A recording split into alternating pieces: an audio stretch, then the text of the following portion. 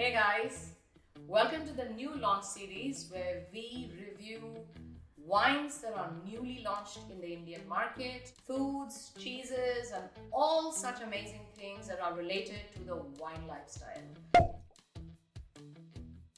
Today's wine, which is fresh out of the oven, is a new wine in the Villa Antinori stable that is just about to be launched in February. It is called the Villa Antinori Toscana, and this is a 2017 vintage. Now, Villa Antinori needs no introduction. They are the leading wine family of Italy, based out of Tuscany, but today having a presence all across Italy. They have been making wines for over 24 generations, over 600 years, so they're very, very prestigious.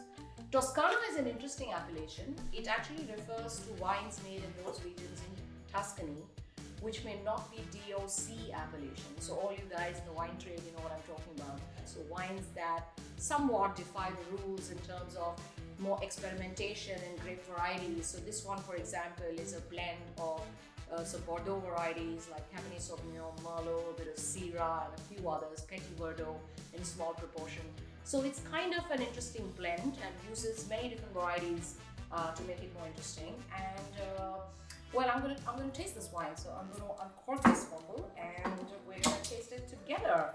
This wine is not yet available in the Indian market. It is slated to be launched on 15th of February. So guys, we're tasting this wine before it even sees itself on retail shelves. There you go, we've uncorked this bottle now, and I'm gonna pour out some wine in my glass. And even as I'm pouring, I can see it's quite a deep colored red wine. It's got this lovely ruby color.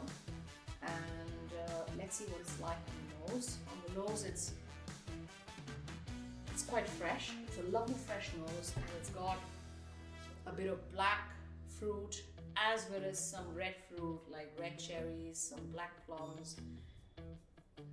I get some lovely sweet spice, a hint of vanilla, but spices like, you know, maybe some sweet cinnamon coming through vividly. There's some lovely toasty oak there, so lovely wood, which indicates, you know, sort of barrel aging. And yeah, and there's this distinctive, you know, earthy minerality, which is something very typical that you get on most Italian wines, but more so on, you know, those coming out of Tuscany. So it's a lovely fresh nose, actually, very inviting. Let's take a sip.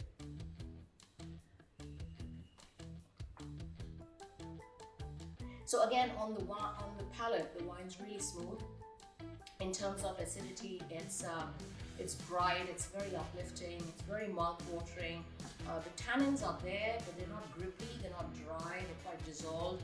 So the wine has really nice smooth edges. And in terms of sweetness, it's quite ripe actually. It's quite ripe on the palate, so you can feel a little bit of the sweetness of the fruit. But of course, it's a dry wine. There's no, you know, sort of residual sugar there. And it's got a lovely complex finish. You know, there's a little bit of that minerality, earthiness coming through on the back of my throat as I finish the wine. So yeah, it's interesting. I mean, in terms of price points, this wine is at $5,250.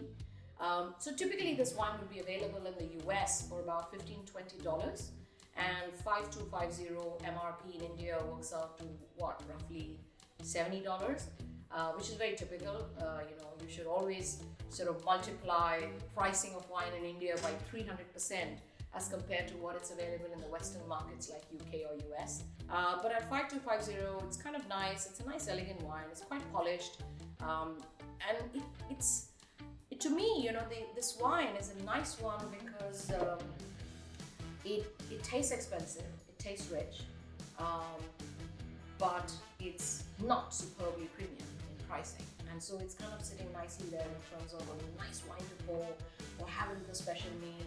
I enjoy this with some pizza or tomato-based dishes. I forgot to mention that there's quite a bit of that savoriness coming through on the palate as well, which would work really well with, you know, sort of truffles and mushrooms and tomato-based dishes and so on. So it's a lovely, great wine, fun wine.